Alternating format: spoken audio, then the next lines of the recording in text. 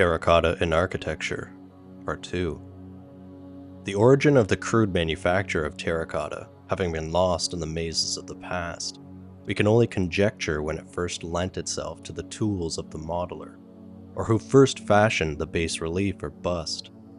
Cisanara, in referring to this remote date, thus alludes to a poetic legend. Who knows how often and among how many nations may not have happened that which was related in Corinth of the potter Debutates of Sicyon, whose daughter traced on the wall the shadow of the face of her lover, who was about to leave her, and the outline of which, filled with clay by her father, produced the first profile in bas relief, and was baked in the furnace along with the tiles. It were as vain to seek the origin as to ask, who tamed the first wild steed? Who first kindled fire? Primitive nations early learned the use of earthenware, which is only a coarser kind of terracotta, which means baked clay, as porcelain is a finer kind. By kindling fires whereon to dress their simple meals, they found the clay beneath and about them baked into a substance so hard that it served to hold food and water. Perhaps the use of clay utensils was discovered as Charles Lamb's hero discovered the flavor of roast pig by the fiery destruction of his rough cabin. To form a platter or dish out of a mass of clay and bake it beside the fire was an easy thing to do, and as ages passed, bringing the orderly development of arts and sciences, more elegant forms appeared, made out of finer materials, more carefully prepared and molded. Every well-equipped museum exhibits the ladder by which man has raised himself from the lowest round to higher and still higher refinements in the expressions of life. Each age takes the result of the past, and adding to them new discoveries and inventions, tritrates still, finer atoms of matter, to find within each process a higher potency still. How much thought and toil have been given, how many experiments have been made in order to bring the clay to the requisite conditions and secure the proper cohesion and strength. The result is something greater superior to that anciently used, though that was durable enough to satisfy every requirement. Mr. J.J. Talbot, in Art and Art Education, cites several instances in regard to this quality. At Buckingham Palace are several handsome vases of terracotta supported on pedestals of Portland stone. Both are of the same age, but while the pedestals have lost the shape of their curved moldings by the sharp tooth of time, the delicate figures and foliage upon the body of the vases are as perfect as when first exhibited. Granite moldings more than a century old in Dublin are decaying slowly, while terracotta in juxtaposition is unchanged. The manufacture of this material has only been established in this country about 14 years. Even now, the only works which have furnished large and fine pieces of architectural decorations are adjacent to the great clay bed described in the first article on this subject. They are situated in the pleasant old town of Perth Amboy, which considered itself of some importance before the settlement of New York City. As we approach the Perth Amboy terracotta works, delightfully situated on the banks of the Kilvaughan Cull, we see a whole village of buildings, which connect by means of bridges and terminate in a dock, whence finished articles are shipped to all portions of the continent. These buildings with their yards cover 7 acres of ground. Above the surrounding roofs 9 kilns rear their huge bulks high aloft, which, seen from within, look like enormous brick demijohns, bound with iron. They are, indeed, the largest of their kind ever constructed. Once within the enclosure, we hear the steady hum of healthy and happy labor. Following loads of buff and deep red clay, we find it spread over great floors, where it dries before it is taken to the mill to be pulverized. To see the driver power, we enter the machinery rooms, moved by a large engine, whose dull thud throbs through a space of 25 by 200 feet. The clay is then ground in what is called a pug mill, into which flows a stream of water just large enough to give it the desired consistency. When this clay is dried sufficiently, it is cut into masses and transported into the workshop of the molder or the studio of the modeler. In the former case, a mold is made of plaster of Paris in the ordinary manner, direct from the model of the designer. Into its every crevice the clay is pressed by hand. When the piece is of sufficient size, it is hollow in the center, and care is taken to have it of uniform thickness throughout.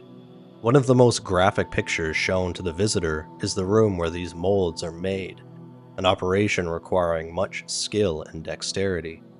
The plaster hardens so rapidly and shrinks so much in the hardening that a large mold is made in several pieces. Scores of men and boys flit about, working swiftly as they pour the wet plaster into forms, which stiffen while they are smoothing it into shapes. By these means, the more common ornaments can be reproduced indefinitely, such as tiles, friezes, simple cornices, and capitals.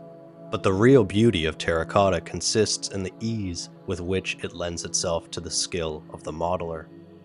He can grave upon this plastic substance his grandest and broadest conceptions, and then burn them into stone. In order to do this in a fitting manner, he must be capable of great dignity and sweep of imagination. It is related at the works that unless an artist is accustomed to execute in this bold, free manner, he is a failure here, no matter what may be his training in a more restricted style of art. The design must be viewed from a distance and so have a symmetry of proportion not easily to attain by one who gives his chief attention to minute details, and yet he must not lose the grace and harmony of separate portions in that of the rounded whole. The illustrations given of panels and figures by Kimis and Mora show what are the results of genuine artistic skill in colossal forms.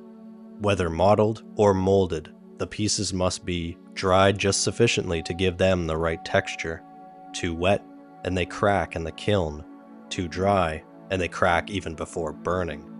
If the different parts of an article vary in thickness or in amount of moisture, it is liable to twist from unequal contraction. The clay shrinks also in burning, about 1/12 of its bulk. In fact, it requires the greatest skill and experience to bring everything to a successful issue and display the bas relief as flawless and almost as clear-cut as a cameo. Hence they are not clumsy craftsmen who have charge of any portion of these processes. In a number of studios with high, northern-lighted windows are bright-eyed men, alert with keen intelligence, who, standing before large easels supporting masses of clay, carve the bas relief from sketches hanging above them. Said one in charge of a studio to the visitor, "We love our work. It absorbs us. It is part of our very lives. This is the feeling of a true artist." When dried to a certain delicate point, the pieces are taken to the kilns, within which they are carefully and laboriously packed, the smaller ones in seggers, that is, frames of fire clay, to hold them fast and safe. The entrances are then closed with brick and clay, and fires lighted in furnaces underneath. And such fires! They seem gateways of Tophet. We watch a kiln fed through its 20 voracious mouths with great lumps of coal, which are devoured with ceaseless roar. Fierce, wild, glorious fires. We gaze into a light almost as blinding as that of the sun, from which it borrowed incandescence, and in its white heat realize not only the tremendous energy of elemental forces, but the truth of that purification which comes by fire, dispelling all that is extraneous, and leaving only the real and permanent. It gives one a sense of the feebleness of man's efforts, when once this fiendish beauty slips the leash that chains it to comfort and safety. But it is well bound.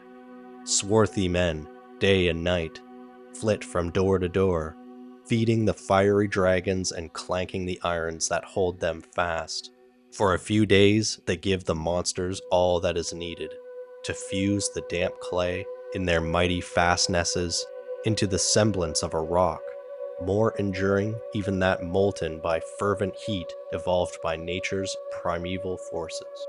And then the fires go down. The mighty mass slowly parts with its intense caloric. The door is broken open, and the finished ornaments carefully withdrawn. In spite of all the trouble that has been expended, a percentage is ruined by unequal contraction or by cracking. The charging and uncharging of the kiln has been a labor of great nicety, and sometimes, if the pieces are large, of danger. After cooling, the articles are ready for shipping. Such, in brief, is the story of the production of a material, the use of which is yet hardly begun.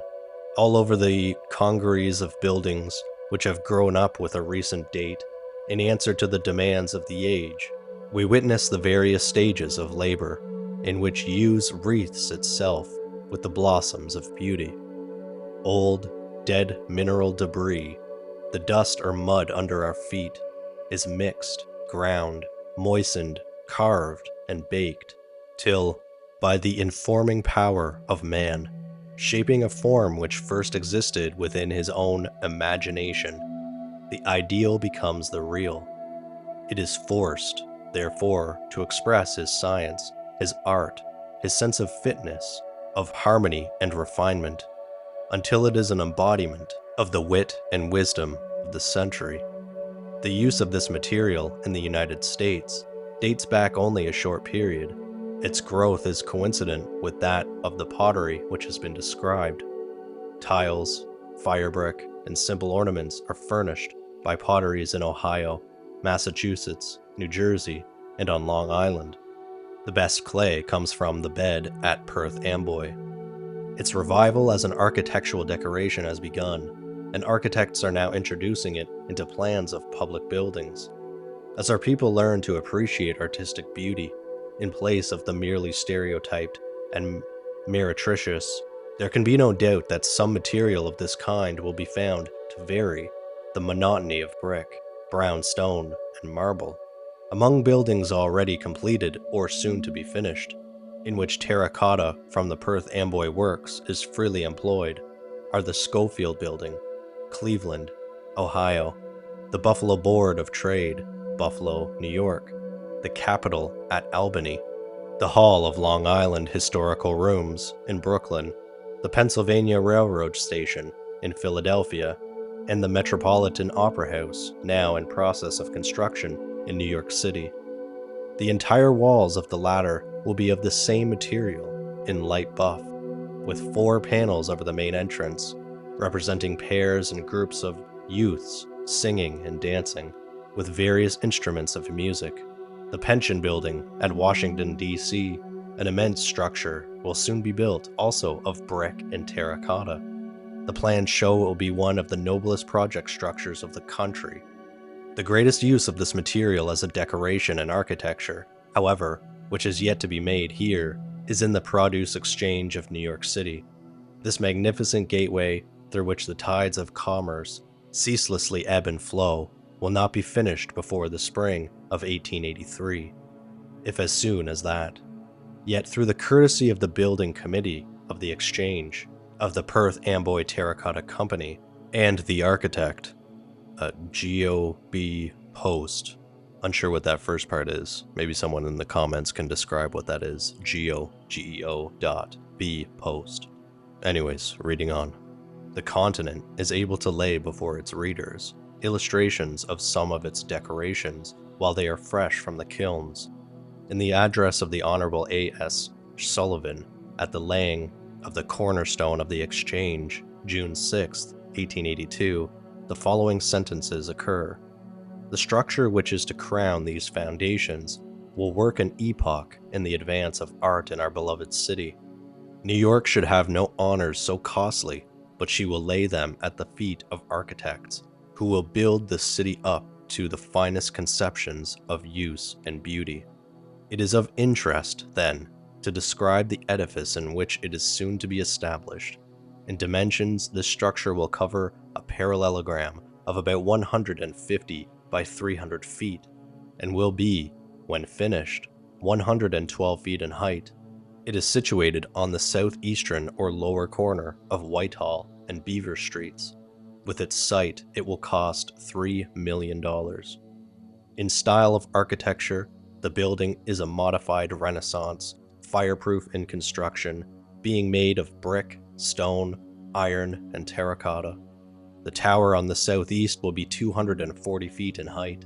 The main exchange room is 152 by 200 feet and 60 feet high. Adjoining it are the library, the room for the meetings of the board of managers, and the committee rooms, of which there are 12. In order to carry on the business, there are executive offices of president, vice president, treasurer, and 12 managers. The trade committees are as follows: grain, flour, provisions, petroleum, lard, naval stores, maritime affairs, lighterage, butter, cheese, oils, and distilled spirits. Each of these trades has rules regarding its transactions, respecting which the committee in charge decide all minor disputes. The arbitration committee settles more important cases. Its power is equal to that of the Supreme Court, but from its judgment there is no appeal. The imposing building which this corporation will soon occupy is rendered unique by its external decorations in terracotta from the Perth Amboy manufactory, which has been described. These, when practicable, are characteristic of the objects to which the structure is devoted. In the frieze of the main story cornice, consisting of Renaissance scrollwork, are introduced colossal heads of American animals, 2 of which are given in illustration. The seals of the 33 states of the Union, in high relief, and 4.5 feet in diameter, decorate the spandrels between the main story windows. These are all executed by Mora. Besides, this material is employed in bases, capitals, arches of windows and doorways, cornices and moldings, about 24,000 separate pieces in all. The question of a proper building material for a rapidly increasing population is now before the public.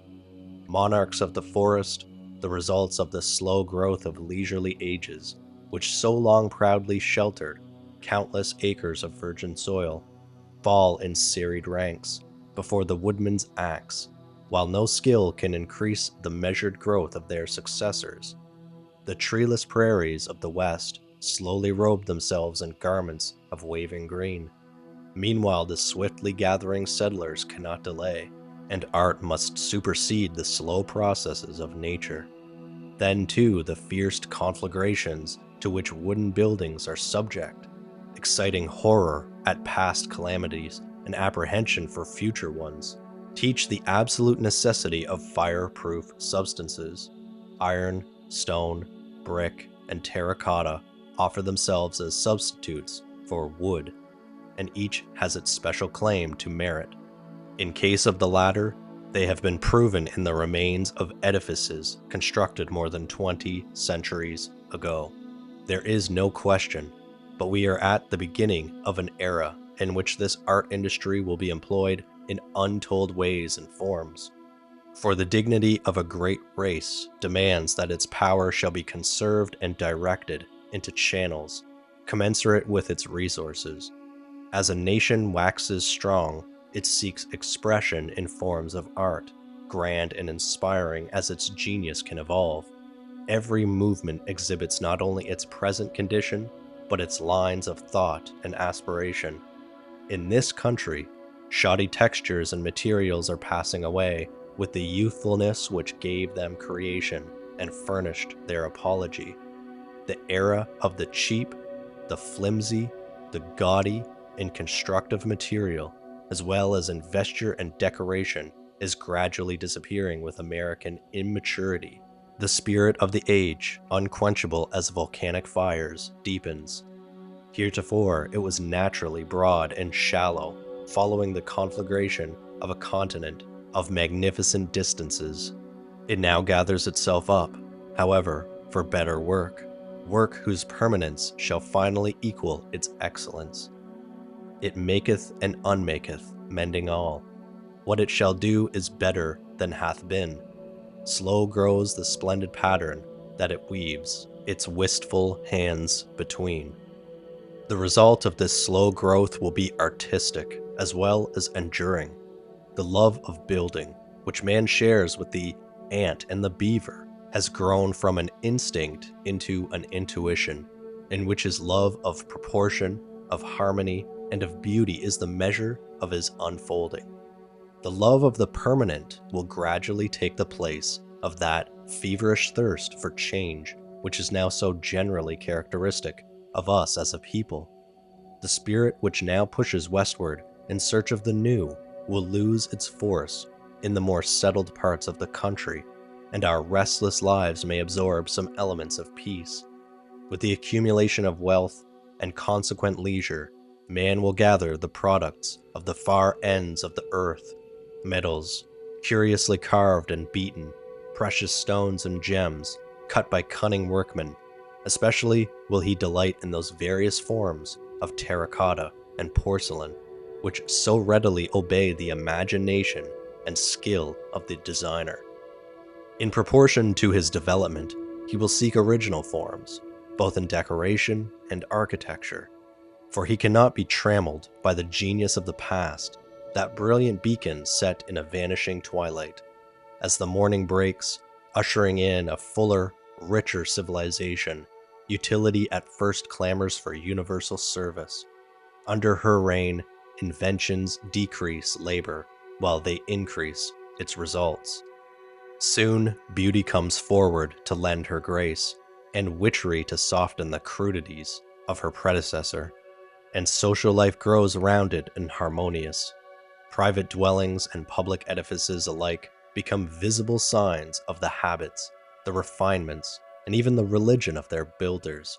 Today, the use of plastic material in these new and magnificent structures is significant of increased freedom, variety, and picturesque effect, all prophecies indicating the future of our continent, the magnitude of its commerce, the variety of its manufacturers, the productiveness of its soil, the grandeur of its scenery, the wealth which it must aggregate, point to a period where an elegant culture will be diffused throughout a cosmopolitan nation. Its architecture, then, while embodying those classic laws which underlie all true expressions of art, must finally be adapted to our habits, our needs, our climate, and our civilization. Thank you all so much for listening. Hope you enjoyed that one, and it's on to the next.